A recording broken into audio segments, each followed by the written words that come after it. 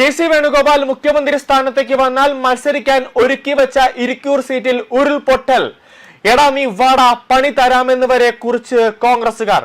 ഇരിക്കൂരിൽ മത്സരിക്കാൻ വന്നാൽ റിബലും ബദലും തട്ടിയിട്ട് എഴുന്നേറ്റ് നിൽക്കില്ലെന്ന് അടുത്ത പോസ്റ്റ്.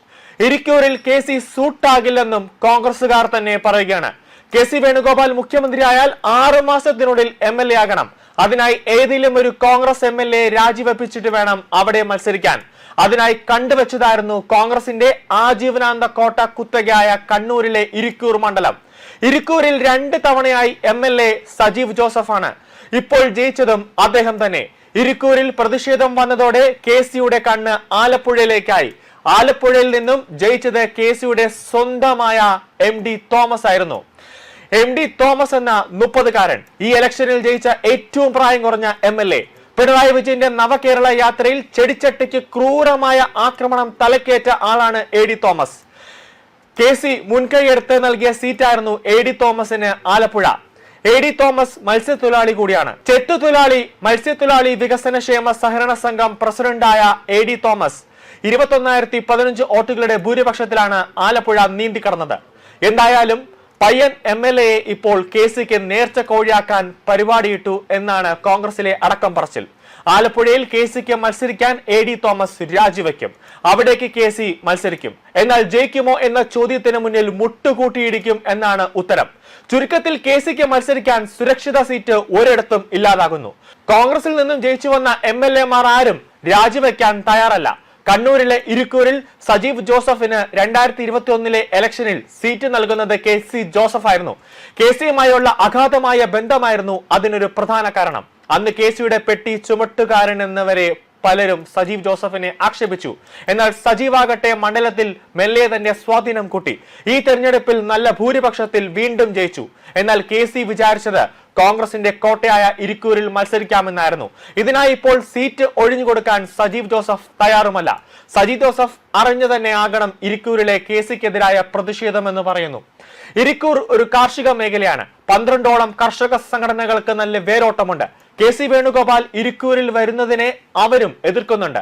5 കൊല്ലത്തേക്ക് തിരഞ്ഞെടുത്ത ഒരു MLA സ്വന്തം അവസരത്തിന് വേണ്ടി രാജിവെപ്പിച്ച് മത്സരിക്കാൻ വന്നാൽ നിലം തൊടാതെ തോൽപ്പിച്ചിരിക്കുമെന്ന് കർഷക സംഘടനകളും പറയുന്നു. അതിനാൽ തന്നെ തന്റെ ശിഷ്യൻ സജീവ് ജോസഫ് ഇരിക്കൂരിൽ തന്നെ വെട്ടിയ വിഷമം ഉള്ളിലൊതുക്കി ആലപ്പുഴയിലെ AD തോമസിലേക്ക് ശ്രദ്ധ തിരിക്കുകയാണ് ഇപ്പോൾ കെ.സി. AD തോമസിനെ രാജിവെപ്പിച്ച് ആലപ്പുഴയിൽ ജനവിധി തേടാമെന്നും സംസാരമുണ്ടായി. ആലപ്പുഴയിൽ മത്സരിച്ചാൽ തിരിച്ചടി ഉണ്ടാവില്ലെന്നും കരുതുന്നു. എന്നാൽ പാവം ഒരു സാധാരണ യുവാവിന്റെ, അതും ഏറ്റവും പ്രായം കുറഞ്ഞ MLA-യുടെ ചിറക് അരിയുന്നത് കൊടും പാതകമെന്നും വിമർശനമുണ്ട്. ഇടത് കോട്ടയായ ആലപ്പുഴ മണ്ഡലം 1.5 പതിറ്റാണ്ട് നീണ്ട ഇടവേളയ്ക്ക് ശേഷം പിടിച്ചെടുത്തത് AD തോമസ് എന്ന യുവാവാണ്. അതും കന്നി അംഗത്തിൽ. CPM-ന്റെ മുതിർന്ന നേതാവും സിറ്റിംഗ് MLA-യുമായിരുന്ന P. ചിത്തരഞ്ജനെ പരാജയപ്പെടുത്തിയാകട്ടെ പിണറായി വിജയന്റെ ക്രൂരതയ്ക്ക് ഇരയായ ഒരു കോൺഗ്രസ് യുവാവ്. കെ.സി.യുടെ ആലപ്പുഴ ജില്ലാ പ്രസിഡന്റും മത്സ്യത്തൊഴിലാളി വികസന ക്ഷേമ സഹകരണ സംഘം പ്രസിഡന്റുമായ AD തോമസ് 21,015 വോട്ടുകളുടെ ഭൂരിപക്ഷത്തിലാണ് ആലപ്പുഴ നീന്തിക്കടന്നത്. ഇടതുപക്ഷത്തിന് നിർണായക സ്വാധീനമുള്ള മണ്ഡലത്തിലെ 30-കാരനായ തോമസിന്റെ ഈ ജയം പാർട്ടി ക്യാമ്പുകളെ വരെ ഞെട്ടിച്ചു. മാരാരിക്കുളത്തെ അർഷർ കടവിൽ വീട്ടിൽ ഡൊമിനിക് ജാസൺ അഖാമ ദമ്പതികളുടെ മകൻ AD തോമസ് ഇനി സംസ്ഥാന നിയമസഭയിലെ ഏറ്റവും പ്രായം കുറഞ്ഞ MLA ആകും. ജീവിത പ്രതിസന്ധികളോട് പടവെട്ടി താഴെ തട്ടിൽ നിന്ന് വളർന്നു വന്ന തോമസ് പാർട്ടിയുടെ സമര പോരാട്ടങ്ങളിൽ മുൻപന്തിയിൽ തന്നെ ഉണ്ടായിരുന്നു. ഇതിന്റെ ഭാഗമായി 18 കേസുകളും. നവകേരള യാത്രക്കിടെ മുഖ്യമന്ത്രി പിണറായി വിജയന്റെ വാഹന വ്യൂഹത്തിന് മുന്നിൽ പ്രതിഷേധിച്ച തോമസ് മുഖ്യമന്ത്രിയുടെ ഗൺമാന്റെ നേതൃത്വത്തിൽ ക്രൂരമർദ്ദനത്തിന് ഇരയായിരുന്നു. അന്ന് രക്തമൂർന്നിറങ്ങുന്ന മുഖവുമായി നിന്ന് തോമസിന്റെ ചിത്രം സോഷ്യൽ മീഡിയയിൽ പ്രചരിച്ചപ്പോൾ അണികൾ വിശേഷിപ്പിച്ചു പോരാളിയെന്ന്. AD തോമസിന്റെ 17-ാം വയസ്സിൽ മത്സ്യത്തൊഴിലാളിയുടെ വേഷമണിഞ്ഞിട്ടുണ്ട്. പിതാവ് ഡൊമിനിക് ജാസിനൊപ്പമായിരുന്നു തോമസിന്റെ കടലിലേക്കുള്ള യാത്ര.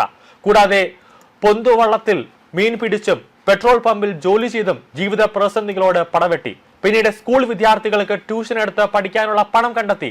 കേരള സർവകലാശാലയ്ക്ക് കീഴിലുള്ള ചേർത്തല സെന്റ് മൈക്കിൾസ് കോളേജിൽ നിന്ന് ഈസ്റ്ററിൽ ബിരുദം പൂർത്തിയാക്കിയ തോമസ് കോളേജ് യൂണിയൻ ചെയർമാനായും പ്രവർത്തിച്ചു. പിന്നീട് KSU ജില്ലാ പ്രസിഡന്റ് സ്ഥാനത്തേക്ക്. ഇതിനിടെ വരുമാനം കണ്ടെത്താനായി മത്സ്യബന്ധനവും കെട്ടിട നിർമ്മാണ തൊഴിലും തുടർന്നു. വീട്ടിൽ മൂത്ത മകനായ AD തോമസിന് 2 സഹോദരങ്ങളാണ് ഉള്ളത്. അവിവാഹിതനാണ്. AD Thomas.